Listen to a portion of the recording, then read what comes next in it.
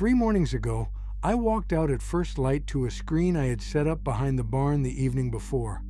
A piece of fine mesh leaned at an angle against 2 posts with a trough underneath. It had not rained. The ground was dry, but the trough had water in it. Clear water that came out of the air overnight while I slept. Nobody poured it.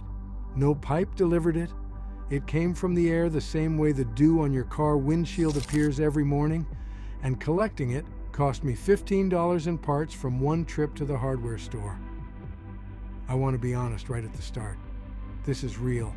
It works. It is old, and in most places it produces a modest amount of water, not a river. I will not oversell it. But the air around your house right now is carrying water you cannot see, and with a simple screen, you can collect some of it for free every night. How much depends on where you live, and I will be plain about that. But before I show you how, I need to explain why water comes out of the air in the first place. And I need to tell you about the first time I set one of these up wrong and caught nothing. I will get to that. In the next 29 minutes, I want to show you 3 things. First, why water appears on cold surfaces overnight and how a simple screen turns that into something you can collect and use. Second, the honest difference between what most people will catch and what a few people in the right places will catch, because knowing the difference before you build is the difference between being pleased and being disappointed. And third, how to build the collector for about $15, where to place it, how to tilt it, and the 5 mistakes that will leave you with an empty trough in the morning. Stay with me. You already know the thing I'm about to tell you. You have seen it 1,000 times. A cold glass of water on the table on a summer afternoon. After a few minutes, the outside of the glass is wet with tiny drops. That water did not come through the glass, it came out of the air. The air touched the cold surface and let go of its water.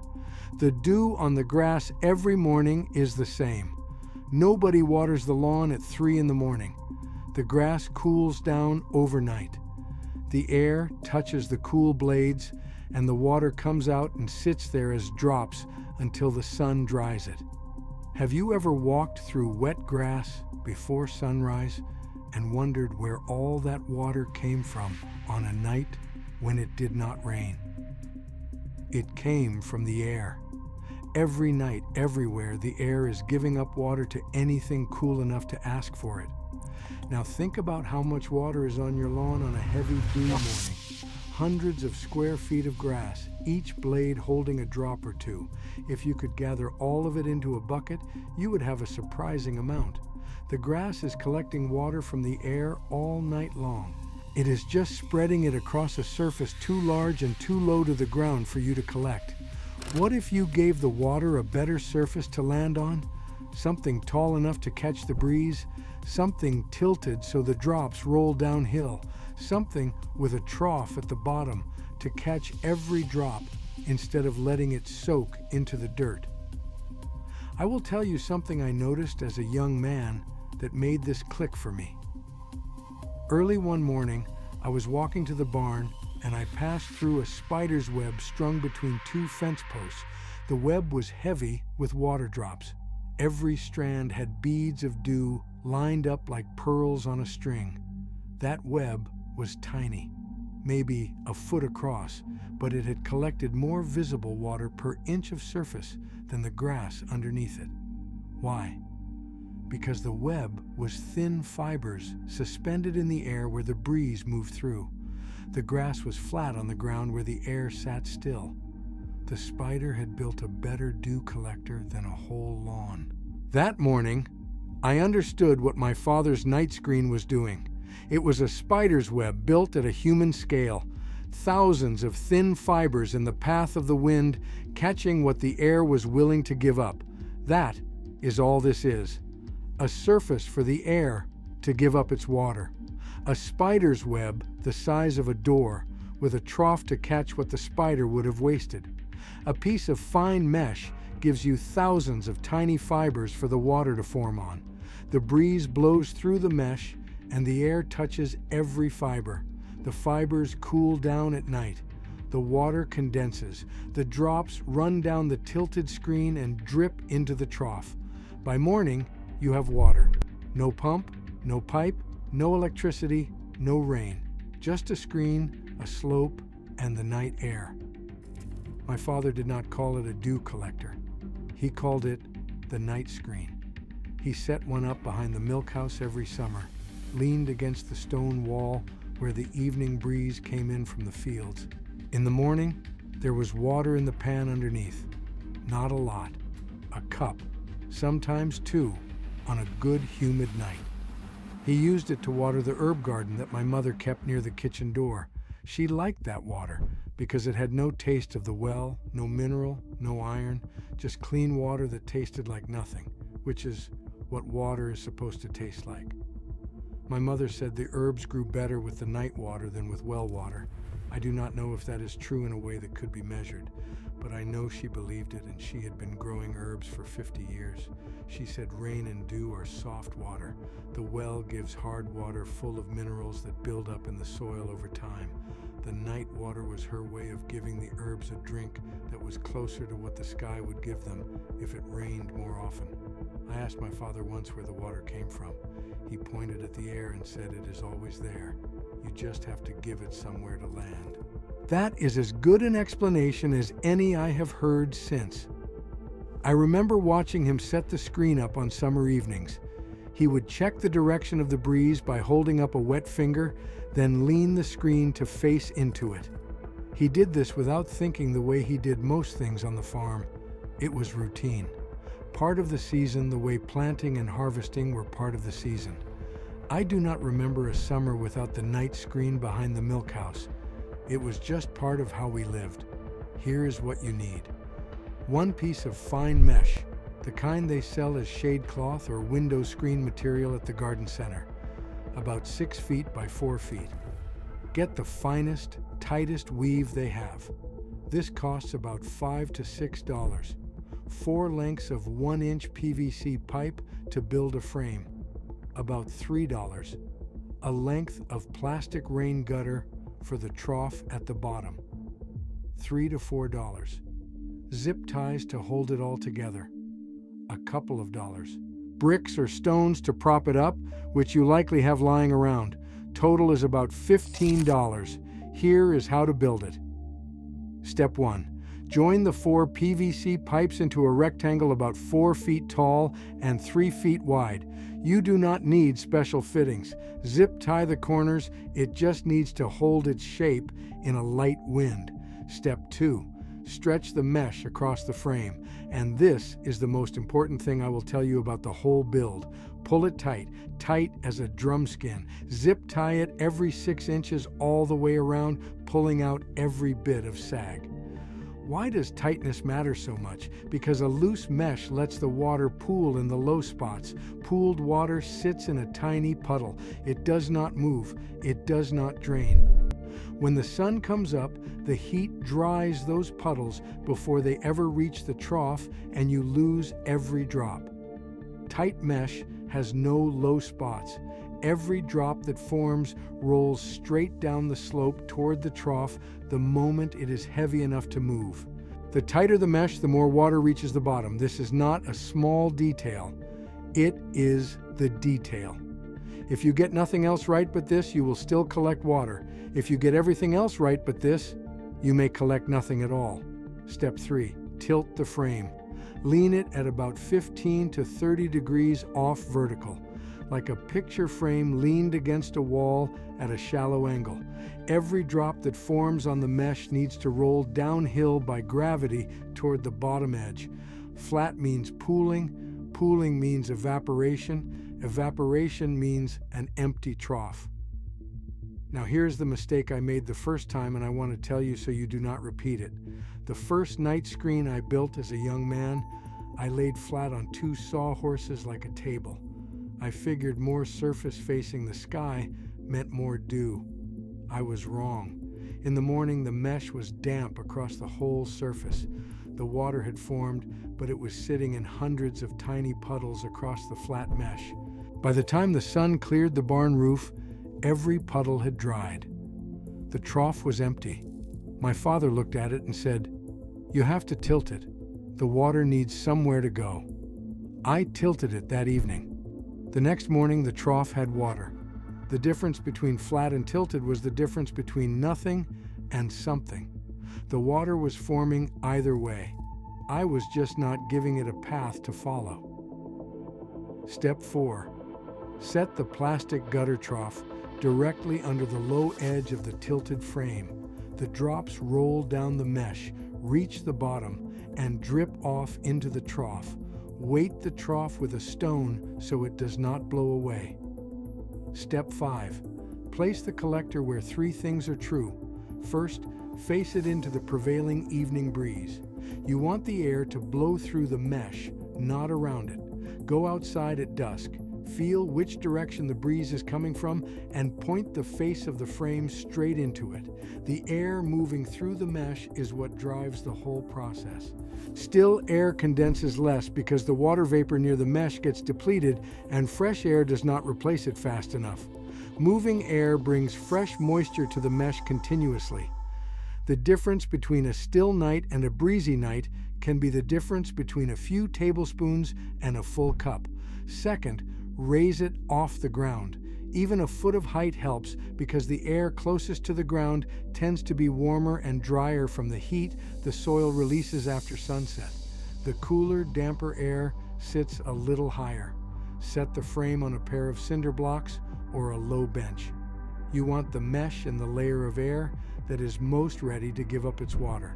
Third, place it where the morning sun reaches last. The west side of a building, a fence, a tree line. You want the dew to keep forming as long as possible into the dawn hours. Those last 2 hours before the sun hits the mesh are often the most productive because the air is at its coolest and the dew point is at its lowest. If the sun hits the mesh at 6, you lose those hours. If it reaches the mesh at 8, you gain them. My father always put his behind the milk house on the west side for exactly this reason. Step 6. Set it up before sunset. Come back at first light. Pour what is in the trough into a clean jar. That is your water. Free water that the air gave you while you did nothing but sleep. The whole routine takes less time than it takes to describe. Set up at dusk. Collect at dawn. Re-wet nothing. Refill nothing. The air does the work. You just provide the surface. On most summer mornings on our farm, I walk past the night screen on my way to the barn. I glance at the trough. If there is water, I pour it into the watering can and bring it to the herbs on my way back. The whole thing takes about 30 seconds. It is not a project. It is not a hobby. It is just a screen that catches what the air is giving away. The way a rain barrel catches what the sky drops. The way the cellar keeps what the garden grows. Everything on a farm connects to something else. Nothing is wasted, not even the water you cannot see. If what I have told you so far is making you think differently about the air around your house, I would be glad to have you stay with us. What I am sharing next week is about keeping your stored water clean and sweet for months. You will want to hear it. Now I need to tell you the honest part, because this is where I would rather lose some of your excitement and keep all of your trust. There are 2 different things that can happen with this screen, and how much water you get depends entirely on which one you have where you live. The first is plain dew. What forms on any clear, cool night? The same dew that wets your grass. From a screen this size on an average summer night with no fog, you will collect a modest amount. A cup. Maybe a quart on a very humid night with steady breeze. Enough to water a few plants.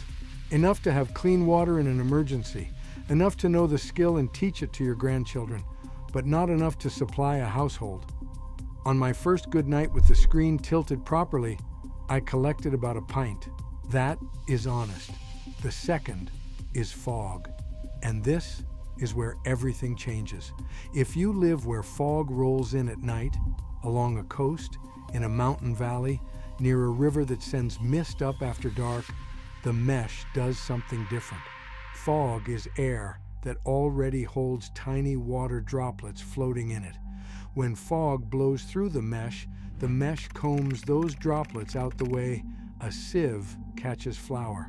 The yield on a foggy night can be many times what dew produces. Gallons, not cups. People in the coastal mountains of South America and North Africa have used fog collectors to water whole communities for generations. The mesh they use is larger than what I am describing, sometimes 30 or 40 feet wide, but the principle is the same. Know which one you have. Which? If you are in fog country, build it large and build it serious. If you are in ordinary country like us, build it small and build it honest. Both are real. Both are free. But the difference between a cup and a gallon is the difference between a supplement and a supply. I want you to know which one you are building for. And here is why nobody told you about this before. It is not a conspiracy. It is simpler than that and almost sadder. There is no money in the dew. A man who puts up a $15 screen and catches his own water owes nobody anything and buys nobody's product ever again. You cannot put a meter on the night air. You cannot send a bill for condensation. So nobody advertises it. Nobody teaches it in schools. Nobody puts it on the shelf at the store. The knowledge did not die.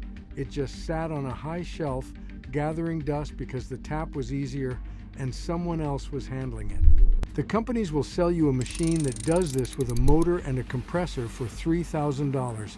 They call it an atmospheric water generator. It is a dehumidifier with a collection tank. It uses electricity, it costs money to run, and it does what a $15 screen does, using nothing but the cool night air. Do you see why they would rather sell you the machine? Our people kept the old way because we never handed our water over to someone else's pipe. A family that can get its own water from the well, the rain, and even the air is a family that is difficult to make dependent. And independence is what we have always valued above convenience. Now about drinking it. Water from the air starts cleaner than water from the ground because it is not run through soil or old pipes, but it is not pure just because it came from the sky. It picks up dust from the mesh surface. If you live near a road, it carries traces of what the traffic puts in the air. If you live near a factory or a town, there may be things in the air you cannot smell. Do not drink it straight from the trough and assume it is safe. Filter it first. A simple filter costs nearly nothing to build. Take a large plastic bottle, cut the bottom off, and turn it upside down so the neck points down. Inside, layer it from the bottom up. First, a wad of clean cotton cloth at the neck to stop the charcoal from falling through. Then, a layer of activated charcoal, the kind sold at the pet store for fish tanks. Then, a layer of clean, fine sand. Then, another wad of cotton on top. Pour your collected water in the top and let it drip slowly through. The charcoal pulls out most of what you cannot see or smell. Then boil it. Always boil it. A good rolling boil for a few minutes kills what the filter cannot catch. Filter first, then boil. That order. And then you have water as clean as anything from a tap. Do not skip the boiling because you are in a hurry or because the water looks clear. Clear does not mean safe. My mother told us that as children, and she was right. Free water is a gift, but only if you treat it with respect. Here are 5 mistakes that will leave your trough dry. Mistake number 1, laying the screen flat. I told you my story. Flat means pooling. Pooling means evaporation. Tilt it. Mistake number 2, using a loose open weave mesh. You want the tightest weave you can find. A loose net lets the air pass through without enough surface contact for condensation. The more fibers per inch, the more surface for water to form on. If you can see through the mesh clearly from 3 feet away, it is too loose. Mistake number 3, pointing the screen away from the breeze. The air needs to move through the mesh, not slide past it. Face it into the evening wind. If you are not sure which direction that is, Hang a light cloth from a post at dusk and watch which way it drifts. Mistake number 4, setting it where the morning sun hits early. The sun dries the mesh fast. Every minute of early sun is water lost. The west side of any structure where the sun arrives last gives you the longest collection window. Mistake number 5, and this is the one I want you to carry with you. Dismissing a cup of water because it is not a gallon. A cup of clean water from the air costs you nothing. It required no electricity, no pipe, no bill, no permission. Your grandparents would not have dismissed it. People in dry countries do not dismiss it. A cup of water is a cup of water. And a skill you carry in your head, the knowledge that the air itself can give you water if you ask it the right way, that skill cannot be taken from you by a broken pipe or a power outage or a bill you cannot pay. The water company can turn off your tap. Nobody can turn off the dew. Let me give you the simple numbers. A household water bill for outdoor use runs $200 to $400 per year. This screen will not replace that entirely. But consider what you are paying for. The water company collects rain and groundwater, treats it, tests it, and pumps it through miles of pipe to your house with a meter that charges you by the gallon. For drinking and cooking, that service is worth every penny. For watering your tomatoes, you are paying for treatment your tomatoes do not need. An atmospheric water generator, the machine version of what this screen does, costs $2,000 to $3,000. It uses electricity, it needs maintenance, it has a compressor that wears out, it does with a motor what the night air does for free. The difference is that the machine has a brand name and a model number and a customer service line. The screen has mesh, PVC, and gravity. One costs thousands, the other costs $15. And on a cool night with a good breeze, they catch the same water. An English neighbor set up a screen last summer after I showed him mine. He was skeptical. He thought the idea sounded too good to be true. I told him it was not too good to be true. I told him it was modest and free and real, and those 3 things together are often more useful than something that sounds spectacular but costs a fortune. He built it on a Saturday afternoon. Sunday morning he came out and found about a cup of water in the trough. He said that is not very much. I said it is a cup more than you had yesterday. He left it up. By the end of the week, he had collected enough to water his wife's flower boxes for 3 days without turning on the hose. She told him it was the most useful thing he had built in 10 years. He has not taken it down since. His water bill last summer was $40 lower than the year before. Not a fortune, but $40 for a $15 screen that required no effort after setup. The screen paid for itself twice over in one season, and it will keep working for years. My father set up his night screen every May and took it down every October. 5 months of free water from the air. Not much water, but free and reliable and his. He answered to nobody for it. No meter, no bill, no company deciding what it costs this month, just the evening air, the cool of the night, and a screen that asked nothing from him except to be pointed the right way. He said once that a man who can feed himself from the soil and water himself from the air is a man who does not need to be afraid of very much. I think about that when I see water in plastic bottles at the store that cost more per gallon than the gasoline in the truck that carried it. The water was in the air above the store the whole time, free, invisible, waiting for a surface cool enough to land on. The mesh is at the garden center for $5. The PVC is on the next aisle. The trough is a piece of gutter. $15 and 30 minutes. Set it up this weekend before sunset. Come out at first light and see what the night gave you. A cup, a pint, maybe a quart if the air was right. It will not change your life, but it will change the way you look at the air. And once you know the air is carrying water and you know how to catch it, that knowledge stays with you. Nobody can take it. No bill can price it. No power outage can stop it. The dew falls every night, whether anyone is watching or not. You just have to give it somewhere to land. And in the spring, you set it up again, and the air remembers where you... If you want to hear what I'm sharing next week about keeping stored water clean, that is on your screen now. Stay with us.